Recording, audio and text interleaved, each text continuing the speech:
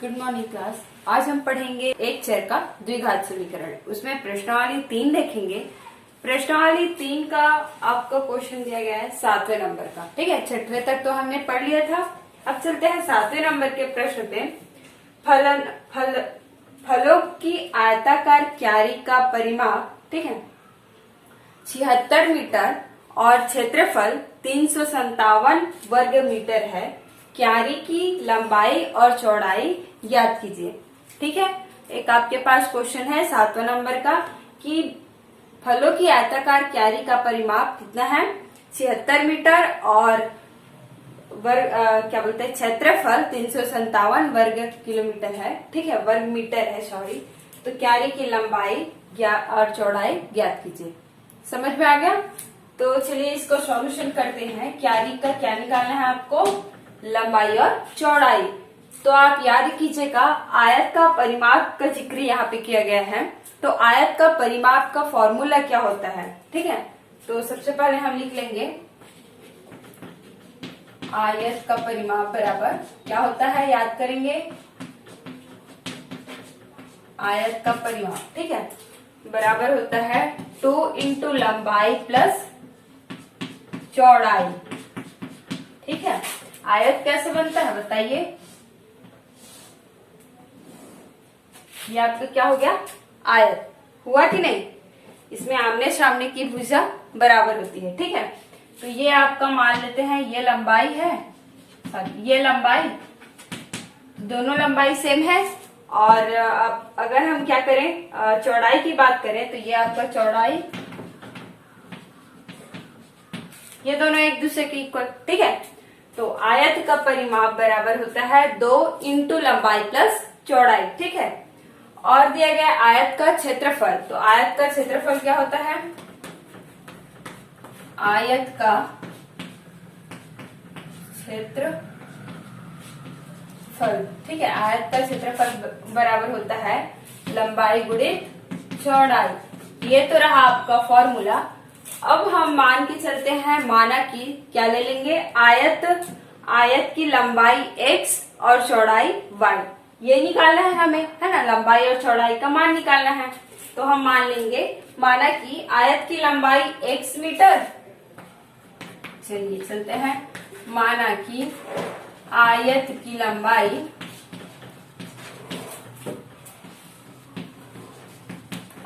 लंबाई x metre व चौड़ाई y मीटर। ठीक है, तब प्रश्न के अनुसार, ठीक है,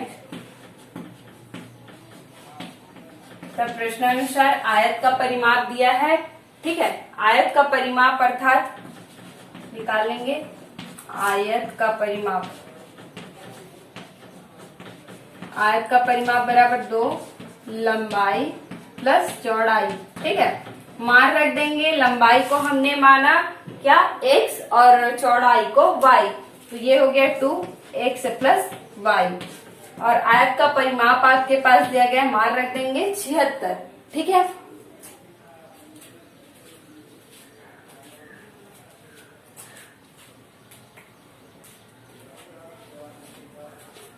तो यहाँ पे हम आयत का परिमाप रख दिए मान 76 और लंबाई प्लस चौड़ाई इंटू 2। ठीक है, तो ये तो आपका हो गया। इसको आगे और सॉल्व करेंगे तो ये लिख सकते हैं 2, ठीक है, 2x plus y equal to 76। एक 2 को हम इधर ट्रांसफर करेंगे तो यहाँ पे गुणा में है, इधर आके क्या हो जाएगा, भाग हो जाएगा।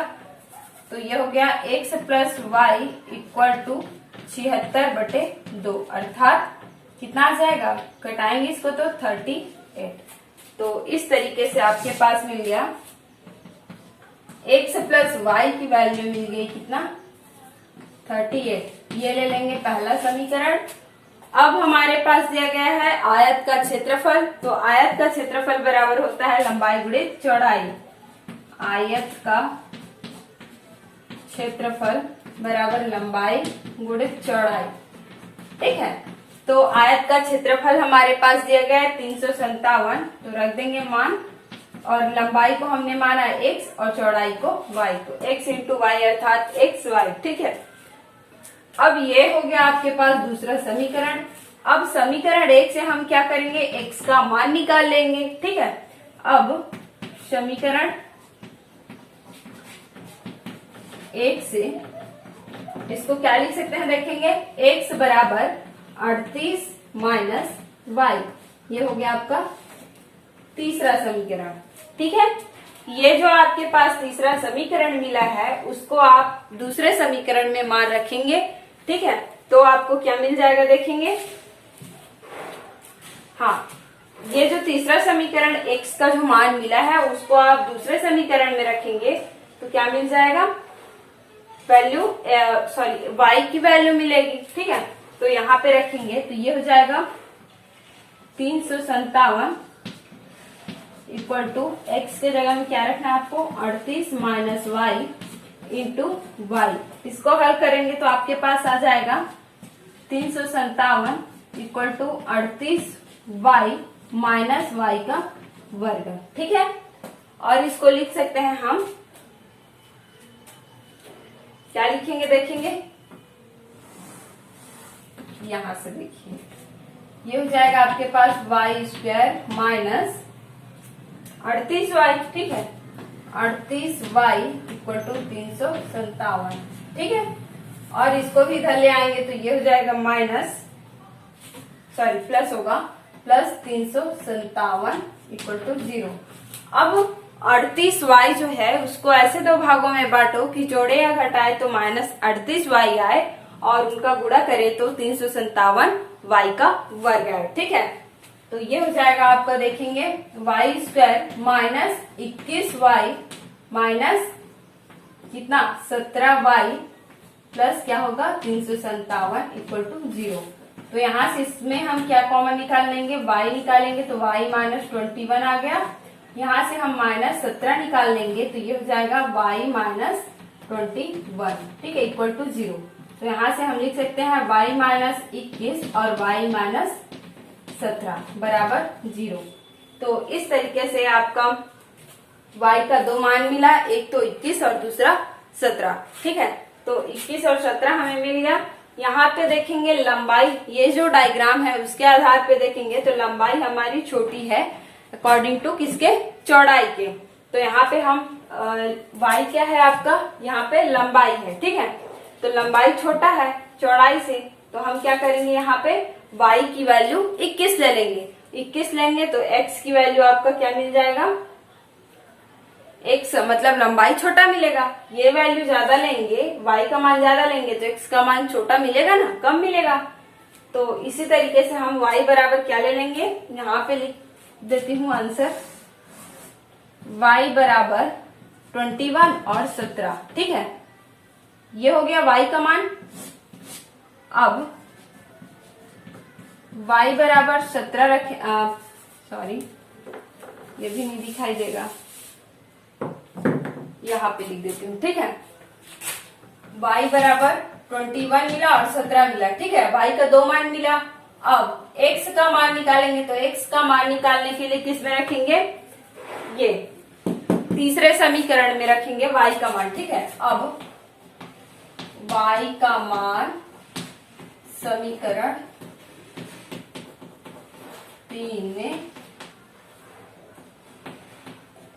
रखने पर, ठीक है, तो y बराबर हम 21 रखेंगे तो x का मान क्या मिलेगा, देखेंगे क्या मिलेगा, यहाँ से देख लेंगे 38 में आप 21 इधर घटा देंगे तो कितना आएगा, 38 में 21 घटाएंगे तो 17। ठीक है, तो y का मान x का मान क्या मिल जाएगा 17, और ये मीटर है और ये भी मीटर है। ठीक है, तो ये आपका हो गया आंसर, y की वैल्यू 21 और x की वैल्यू 17। ठीक है, लंबाई आपका क्या मिल गया 17 मीटर और चौड़ाई आपका मिल गया 21 मीटर। ठीक है, तो ये आपका क्या हो गया, आंसर हो गया। समझ में आ गया कैसे निकालना है। तो इस तरीके का एक और क्वेश्चन आपके बुक में दिया गया है, आप बना के देखेंगे। ठीक है, नहीं बनेगा फिर पूछेंगे। चलिए अब चलते हैं नेक्स्ट क्वेश्चन पे। अब चलते हैं 10वें प्रश्न पे। ठीक है, एक क्वेश्चन इसके बीच में है, उसको आप बना के देखेंगे। ठीक है, तो ये रहा आपका 10वां प्रश्न है। नीलमणि की 5 वर्ष की पूर्व की आयु, ठीक है, नीलमणि के 5 वर्ष की पूर्व की आयु तथा 8 वर्ष पूर्व की आयु का गुणनफल 40 है। नीलमणि की वर्तमान आयु ज्ञात कीजिए। ठीक है, नीलमणि की 5 वर्ष पूर्व और 8 वर्ष पूर्व की आयु का गुणनफल दिया गया है, तब उसकी वर्तमान आयु आपको निकालनी है। ठीक है, तो चलिए देखते हैं। माना कि नीलमणि की वर्तमान आयु, ठीक है, नीलमणि की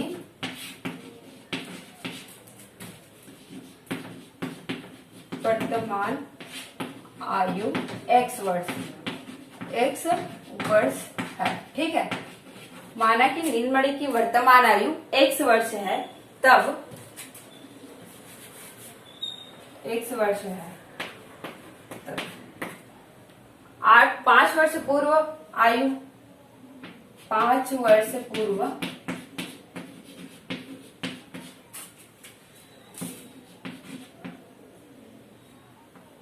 5 वर्ष पूर्व नीलमणि की आयु क्या हो जाएगा बताइए। पूर्व बोला गया है मतलब उसमें माइनस करना रहता है। ठीक है, जो वर्तमान रहता है उसमें माइनस कर देंगे तो पूर्व निकल जाता है, और बाद बोला जाता है, पश्चात बोला जाता है तो प्लस किया जाता है। ठीक है, तो यहाँ पे पूर्व बोला गया है तो x - 5 हो जाएगा। ठीक है, और 8 वर्ष पूर्व बोला गया है। ठीक है, तो 8 वर्ष पूर्व उसकी आयु क्या हो जाएगी, नीलमणि की आयु कितना हो जाएगा, x - 8 वर्ष। ठीक है, ये हो गया, वर्ष में है, ये आयु है तो ठीक है। अब बोला गया है, अब दिया गया है कि 5 वर्ष पूर्व और 8 वर्ष पूर्व उसकी आयु का गुणनफल कितना है, 40 है। अब प्रश्नानुसार लिख लेंगे। प्रश्नानुसार 8 वर्ष पूर्व और 5 वर्ष पूर्व उसकी आयु का गुणनफल कितना है, 40 वर्ष है। ठीक है, तो इन दोनों का गुणा कर देंगे तो ये हो जाएगा आपका x - 5 और x - 8 बराबर कितना दिया गया है, 40 वर्ष। ठीक है, इसको ले लेंगे हम समीकरण 1। अब इस समीकरण 1 को हम हल करेंगे तो क्या आएगा देखेंगे। x - 5 का x - 8 से गुणा कर देंगे, x का x के साथ गुणा तो x², फिर x का -8 के साथ गुणा तो -8x, फिर -5 का x के साथ गुणा तो -5x, फिर माइनस और माइनस का गुणा क्या हो जाएगा आपका प्लस, और 5 और 8 का गुणा 40 इक्वल टू 40। ठीक है, आगे इसको सॉल्व करेंगे तो देखो ये 40 प्लस में है, इधर आके आपका माइनस हो जाएगा, और माइनस हो जाएगा तो एक दूसरे से घट जाएगा। फिर आपका बचेगा x² - 8 5 13x इक्वल टू 40 - 40 कर देंगे, ये तो आपका घट गया है ना, ये 0 आ गया, तो ये हो गया x² - 13x बराबर 0, ये 13 है ना। अब यहाँ से हम x की वैल्यू निकालनी है हमें, है ना। x की वैल्यू निकालने के लिए देखो यहाँ पे दोनों में x है तो x को कॉमन निकाल देंगे तो ये हो जाएगा x - 13 बराबर 0। अब आपके पास में यहाँ x - 13 बराबर 0, x का मान निकालेंगे तो x बराबर 13 को पक्षांतर कर देंगे प्लस 13। ठीक है, चूंकि ये आयु दिया गया है तो आयु किस में है, वर्ष में होता है। ठीक है, तो x बराबर 13 वर्ष, अर्थात नीलमणि की वर्तमान आयु 13 वर्ष है। यहाँ पे लिख लेंगे, यहाँ लिख देते हैं। ठीक है, अर्थात नीलमणि की वर्तमान आयु कितना, 13 वर्ष है। ठीक है, ये रहा आपका आंसर। आगे समझ में, तो इस तरीके से जैसा क्वेश्चन में बोला गया है वैसे ही आपको क्या करना है, समीकरण रूप बनाना है और उसके बाद उसको सॉल्व करके उसको सॉल्व करना है। ठीक है, तो अब चलते हैं नेक्स्ट क्वेश्चन पे। चलिए देखेंगे अब 12वां प्रश्न। ठीक है, 11वें नंबर का आपका 11वें नंबर का क्वेश्चन आपका चेन एग्जाम्पल दिया गया है। एग्जाम्पल 9 देख लेंगे आप, ठीक है, और उसके हिसाब से आप बना लेंगे। अब देखेंगे 12वें नंबर का प्रश्न दिया गया है कि कक्षा 10वीं टेस्ट परीक्षा में कमल के अंग्रेजी और गणित विषयों के प्राप्तांकों का योग 40 है। यदि गणित विषय में उसके प्राप्तांक पहले की तुलना में 3 अधिक और अंग्रेजी विषय में प्राप्तांक पहले की तुलना में 4 कम हो जाए तो उसके दोनों विषयों के प्राप्तांकों का गुणनफल कितना हो जाता है? 360 हो जाता है। गणित और अंग्रेजी में कमल के प्राप्तांक ज्ञात कीजिए, ठीक है। तो यहाँ पे बोला गया है कि 10वीं कक्षा के टेस्ट में, ठीक है, गणित और अंग्रेजी के विषय के प्राप्तांकों के बारे में दिया गया है और कि पहले दोनों विषयों का योग क्या है, प्राप्तांकों का योग 40 है और बोला गया है कि गणित विषय में पहले की तुलना में 3 ज्यादा मिला है और अंग्रेजी में पहले की तुलना में 4 कम मिला है। तो दोनों का गुणनफल, ठीक है, जो कम मिला है उसका गुणनफल कितना है, बोल रहा है 360 है। तो गणित और अंग्रेजी में कमल का प्राप्तांक आपको याद करना है, ठीक है। तो चलिए देखेंगे इसका सॉल्यूशन कैसे बनेगा। माना कि कमल का प्राप्तांक गणित विषय में मान लेंगे और अंग्रेजी विषय में, ठीक है। तो माना कि कमल का अंग्रेजी विषय में प्राप्तांक x और गणित विषय में प्राप्तांक y मान लेते हैं, ठीक है। माना कि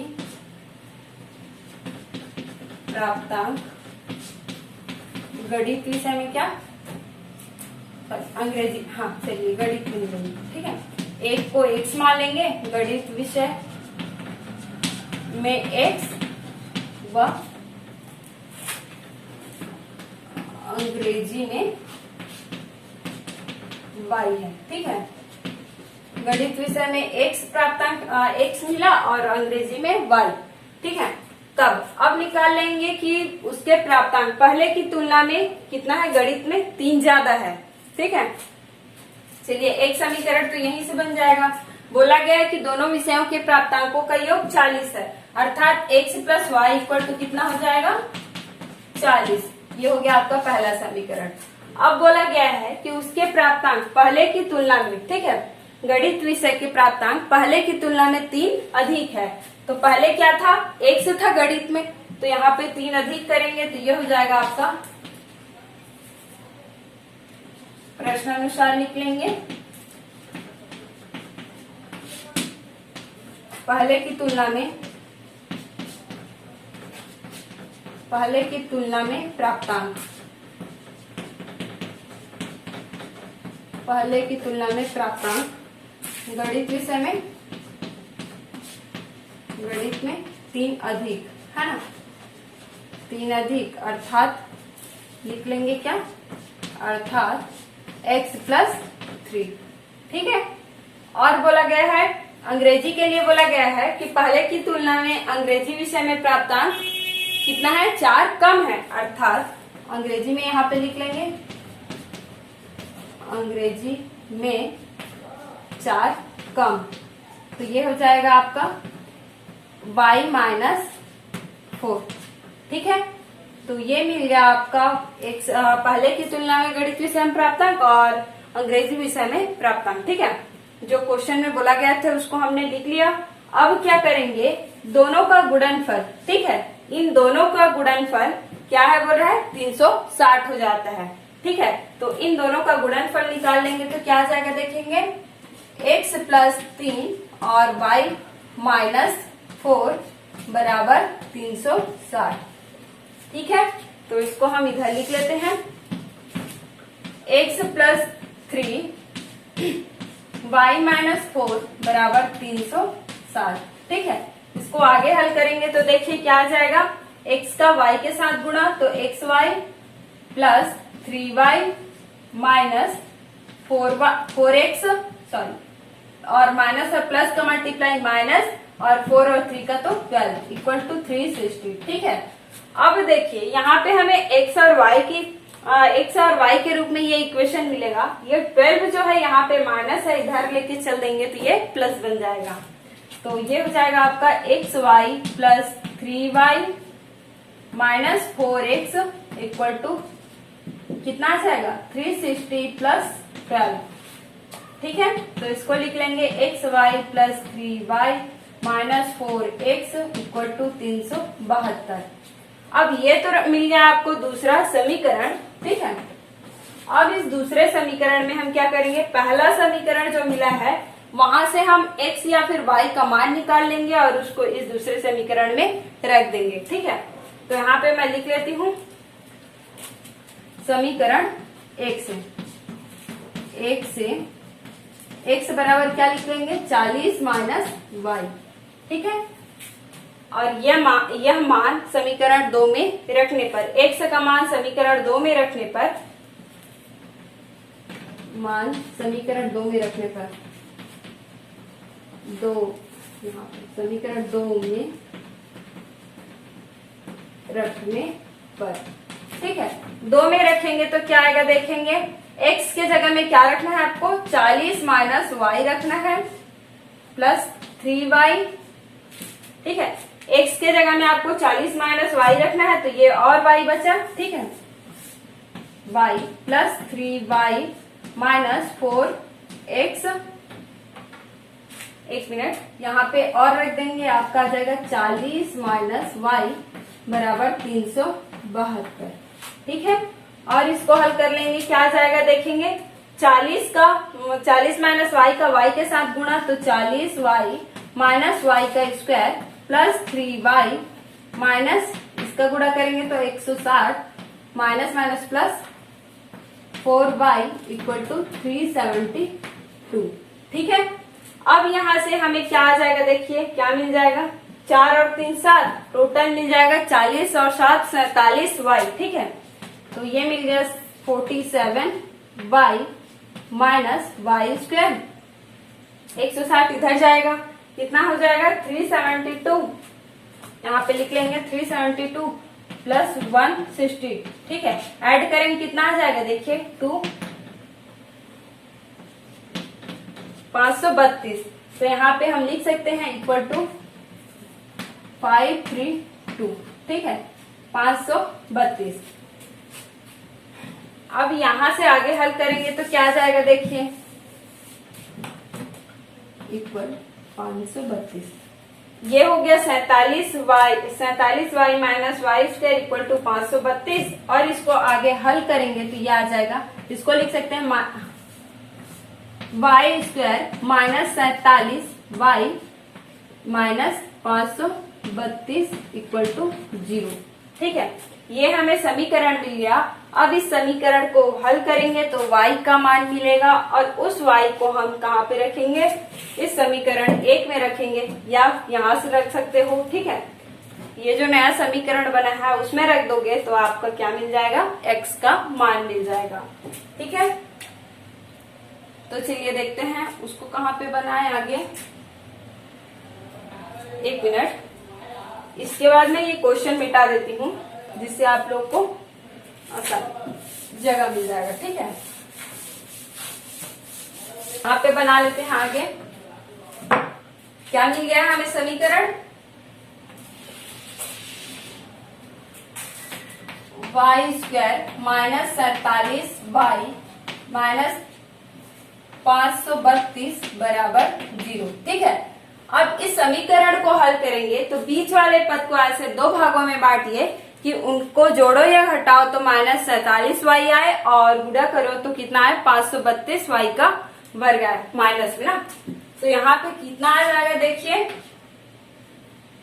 y स्क्वायर माइनस 28 और 19 में करके देखिए तो y square equal to 28y minus 19y। ठीक है, ऐसे नंबर से आप पहले करके देखेंगे जो जैसे कि 500।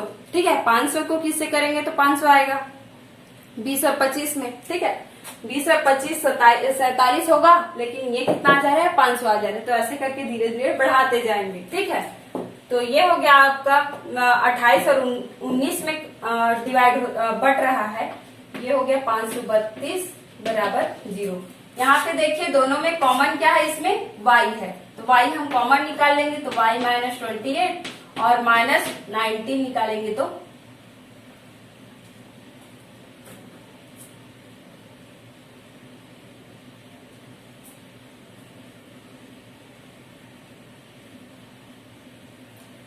हाँ सॉरी, यहाँ पे आपका इसको हम इसमें हम माइनस का मल्टीप्लाई किए हैं तो ये माइनस होगा, इधर लाएंगे तो ये प्लस हो जाएगा। ठीक है, ये प्लस हो गया, ये हो गया आपका 19 कॉमन निकाल लेंगे तो y माइनस 28 इक्वल्स टू 0। ठीक है, इसके आगे इसको सॉल्व कर लेंगे तो ये आ जाएगा आपका y माइनस 28 और y माइनस 19 इक्वल टू 0। ठीक है, तो y का मान यहां से हमें मिल जाएगा y माइनस 28 इक्वल टू 0 या y माइनस 19 इक्वल टू 0। तो यहाँ से मिल गया y इक्वल टू 28 और y इक्वल टू 19। ठीक है, तो इस तरीके से हमें y की दो वैल्यू मिल गई, एक 28 और दूसरा 19। अब इस y की वैल्यू के संगत हमें x की वैल्यू मिलेगी। इस y का मान हम यहाँ पे रख देंगे। ठीक है, इसमें y का मान यहाँ पे रख देंगे तो x का मान मिल जाएगा। ठीक है, तो यहाँ पे लिख देती हूँ y का मान x माइनस एक्स बराबर 40 माइनस वाई में रखने पर तो ये हो जाएगा x बराबर, y बराबर क्या रखेंगे 28 रख देंगे तो x का मान मिल जाएगा 40 माइनस 28 अर्थात कितना आ जाएगा, हाँ x का मान ये रखेंगे तो कितना आ जाएगा आपका 12। ठीक है, और जब x का मान क्या रखेंगे, y का मान 19 रखेंगे तो x का मान क्या मिल जाएगा, ऐसे ही आपका मिल जाएगा। यहाँ पे रखिए x का मान यहाँ रखेंगे तो कितना आ जाएगा, देखिए सॉरी y का मान 19 रखेंगे तो 40 माइनस 19 कितना आ जाएगा, x बराबर 40 में 19 आप घटाएंगे तो ये आ जाएगा आपका 21। ठीक है, तो इस तरीके से y का दो मान मिला 28 और 12 और x का मान y का मान 2 मिला 28 और 19 और x का मान 12 और 21। ठीक है, तो इस तरीके से आपके पास आंसर मिल गया, अंग्रेजी में प्राप्तांक और गणित में प्राप्तांक। x क्या है आपका, गणित में प्राप्तांक है। x यदि हम वो गणित में प्राप्तांक 21 प्राप्त करता है, गणित में 21 नंबर लाता है तो आपका y अर्थात अंग्रेजी में 19 नंबर लाएगा और यदि गणित में 12 तो अंग्रेजी में क्या 28। ठीक है, तो इस तरीके से आपका वैल्यू है। आंसर मिल गया, यहाँ पे लिख देती हूँ, आंसर मिल गया 28 12 सॉरी एक से पहले मान है ना 12 28 या फिर 21 और 19। ठीक है, ये हो गया आपका आंसर। आ गया समझ में? तो आप इसमें इस चैप्टर में जितना क्वेश्चन दिया गया है सारा आप बनाएंगे। ठीक है।